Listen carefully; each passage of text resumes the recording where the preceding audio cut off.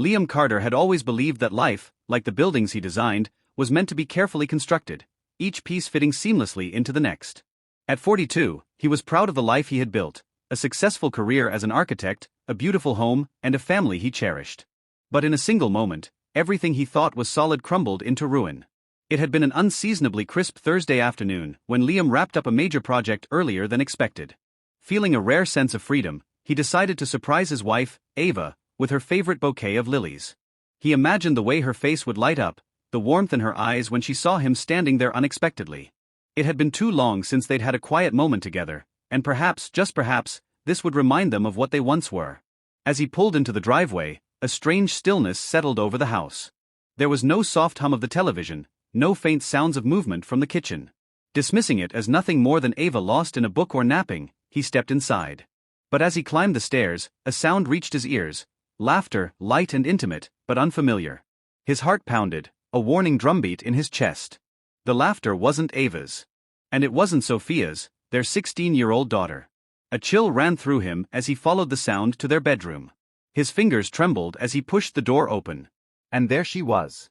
Ava, his wife, his partner, tangled in the sheets with another man. A younger man. The lilies slipped from Liam's grasp, petals scattering across the floor like the pieces of his shattered trust. The air in the room thickened, heavy with the scent of betrayal. For a moment, there was nothing but silence, the kind that stretches wide and suffocating before the inevitable collapse. Ava gasped, her face draining of color. Liam. He didn't stay to hear whatever excuse she would offer. Whatever words she could possibly find to explain the inexplicable. Without another word, he turned and walked out. Liam drove for hours, his hands gripping the wheel so tightly his knuckles turned white. The city blurred past, neon signs and streetlights melting into streaks of color. His mind spun with the same unbearable questions, each one slicing deeper than the last. How long had this been going on? Had he been blind to the signs? Was this his fault? By the time he pulled over near the river, the night had fully settled in, its cold fingers wrapping around him. He sat there in the stillness, staring at the water, but all he could see was the image of Ava in their bed with another man. Her startled expression, the guilt in her eyes, the look of someone who had been caught, not necessarily someone who regretted it. His phone buzzed, Ava's name lighting up the screen again and again. He couldn't bring himself to answer. Instead, he called the one person he knew would understand. Marcus, he choked out when his best friend answered. I need help. Marcus didn't hesitate. Come over. Whiskey flowed freely as Liam recounted the events of the night, his voice cracking under the weight of betrayal. Marcus listened, his expression dark, his jaw tight with anger. You didn't deserve this, he said at last, his voice steady. But now you've got a choice. Stay in the rubble or rebuild. It's going to hurt like hell, but you're stronger than you think. Liam wanted to believe him. But in that moment, all he felt was hollow. Sophia Carter had never been a stranger to whispers. High school was full of them. Gossip that spread like wildfire, cruel words muttered behind hands. But the latest whispers were different. This time, they were about her family. Did you hear? One classmate sneered in the hallway. Her mom's sleeping with some trainer. Poor Liam. Sophia froze mid-step. A sharp, electric anger surged through her veins. Her fingers clenched into fists. Say that again, she said, her voice dangerously low. The girl smirked, unbothered. Just saying what everyone knows, sophomore. Your mom got caught. She never got to finish the sentence. Sophia's fist connected with her face in a blur of motion, rage exploding from weeks of tension bottled up inside her. The hallway erupted into chaos, students shouting as the two girls crashed to the ground, fists flying, hair pulled, nails scratching until a teacher yanked them apart. Now, sitting in the principal's office with ice pressed to her bruised knuckles, Sophia stared at the floor. She had never been in serious trouble before. But she didn't care. When Liam arrived, his face was pale, his eyes empty. What happened? He asked as they walked to the car, the silence between them heavy, suffocating. Sophia scoffed, shaking her head. Why don't you ask, Mom? Liam gripped the steering wheel tighter. He wanted to say something, anything, to comfort her, to tell her that everything would be okay. But the truth was, he didn't know how to make sense of it himself. That night, as he lay awake staring at the ceiling, he realized something. Their family, the one he had spent years building, was no longer whole. Days passed before Liam could finally bring himself to confront Ava. The house no longer felt like a home, just a battlefield of unspoken words, of wounds that had no easy remedy.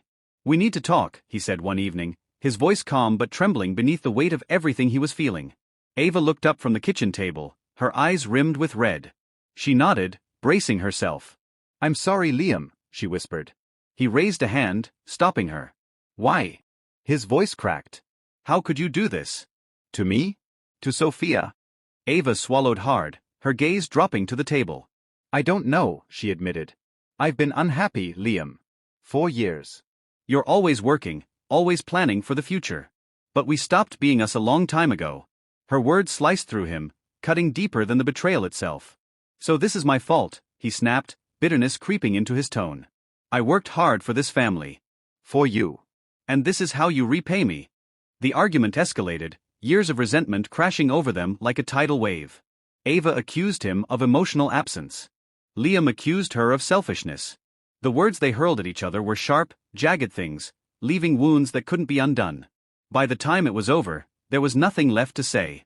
As Liam turned to leave, Ava whispered through her tears, "I'm sorry." But he didn't respond. He didn't have the strength to. In the weeks that followed, Liam moved through life like a ghost, going through the motions without feeling. Nights were the worst, haunted by memories of what was, and the harsh reality of what had become. But then, one evening, he found an old sketchpad buried in the attic. Flipping through the pages, he saw designs from his college days, dreams he had long forgotten. Without thinking, he grabbed a pencil. At first, his hand was unsteady, his lines chaotic. But slowly they took shape. A house. Small but sturdy. A new beginning. And for the first time in weeks, Liam felt something other than pain. Maybe, just maybe, he could rebuild. Not the same as before. But something new. Something stronger. Ava buried herself in work, hoping that the steady rhythm of her boutique would offer some semblance of distraction. But even there, the weight of her choices followed her. Customers who had once lingered to chat now kept their conversations brief, their smiles forced. Employees exchanged knowing glances when they thought she wasn't looking. The whispers, the unspoken judgment, pressed down on her like an invisible force, making every moment in the shop feel suffocating. At home, the silence was even heavier. Sophia barely acknowledged her, slipping in and out of the house with as little interaction as possible. When she was home, she locked herself away in her room, her presence as distant as if she had moved out entirely. Every slammed door was a wound. Every tense, wordless dinner, a punishment Ava knew she deserved. She had tried, knocking softly on Sophia's door, calling her name, sitting at the kitchen table hoping her daughter might join her, but every attempt was met with cold indifference. How could she possibly explain? What words existed to justify the pain she had inflicted? One evening, after yet another failed attempt to reach Sophia, Ava sat alone in the dimly lit living room, a glass of wine trembling in her hand. The house, once filled with warmth and laughter, now felt cavernous, echoing only with the regrets she couldn't escape. Desperate for clarity, she made a decision she should have made long ago. She called a therapist. In the quiet of those sessions, she began to unravel the tangled threads of her unhappiness. She spoke of the suffocating weight of expectation, the loneliness that had crept into her marriage long before her betrayal. She admitted to the impulsiveness of her choices, the misguided belief that an affair would fill the void she hadn't wanted to face. Her therapist didn't offer judgment, only guidance. "It's not about erasing the past," the therapist told her one day. "It's about understanding it, so you can build a better future for yourself and the people you've hurt." Ava wasn't sure if she would ever deserve forgiveness, but she knew one thing: she couldn't keep running from herself. Sophia's world had turned upside down. The family she had once thought was unbreakable now felt like an illusion, and every day since had been a struggle to make sense of the anger and betrayal swirling inside her. She had tried to shut it out, staying out late, skipping classes, snapping at friends who dared to ask if she was okay. But nothing dulled the ache in her chest. One afternoon, after hastily gathering her books at the end of class, she heard her art teacher, Ms. Reynolds, call her name. "I've seen your sketches," Ms. Reynolds said, holding up a few pages Sophia had left behind. "You have real talent. Have you thought about joining the after-school art program?" Sophia scoffed. "What's the point?" "It's just drawing." Ms. Reynolds studied her for a moment before replying, "It's more than that. Sometimes, putting your feelings on paper helps you understand them." That evening, Liam knocked on her bedroom door, hesitant. "Can we talk?"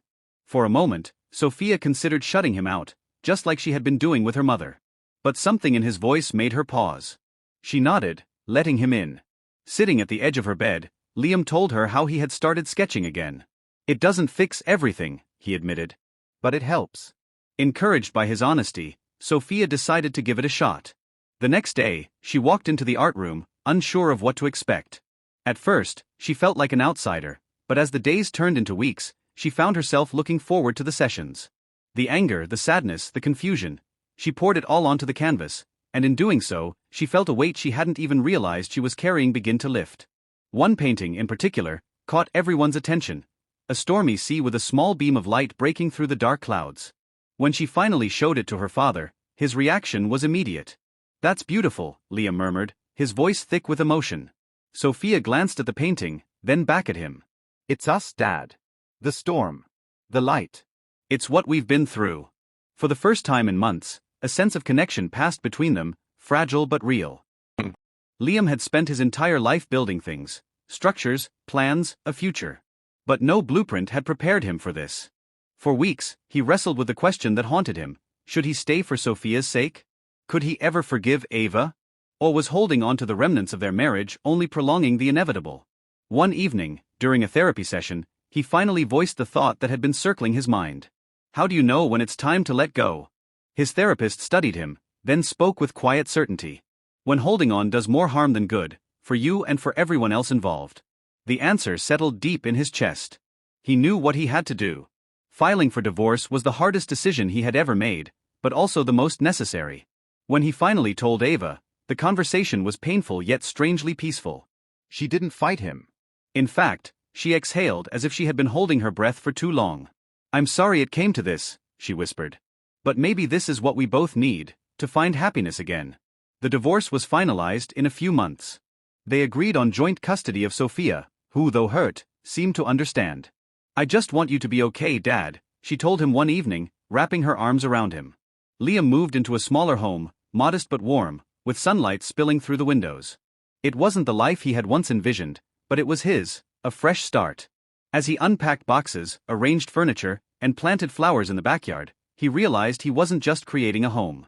He was rebuilding himself. The months following the divorce were a mix of healing and rediscovery. Sophia split her time between her parents, and while the transition was difficult, she found unexpected silver linings. At her dad's house, they spent time cooking together, hiking on weekends, and even painting side by side. "It looks like a toddler did this," she teased one afternoon, holding up his latest abstract piece.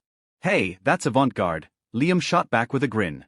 At her mom's house, things were quieter, more tentative, but Ava was making an effort. She showed up for Sophia's art shows, listened when her daughter spoke, and for the first time in a long time, truly tried to be present. Their bond wasn't fully repaired, but Sophia saw the effort. And maybe, in time, that would be enough. Liam and Ava also worked together, not to mend their relationship, but to learn how to co-parent. It wasn't always easy, but every shared laugh, every productive conversation, felt like proof that they were all learning how to move forward. A year later, Liam stood in an art gallery, watching as Sophia proudly displayed her work. In the center of the room hung her painting, The Stormy Sea, the beam of light breaking through. Sophia walked over, smiling. "What do you think?" Liam's heart swelled with pride. "I think it's incredible. You've captured something real." She glanced at the painting, then back at him. "It's us, Dad." Pulling her into a tight embrace, he whispered, "You're my light sophomore." As the night went on, Liam reflected on everything they had endured. Life hadn't gone according to plan, but maybe that was the point.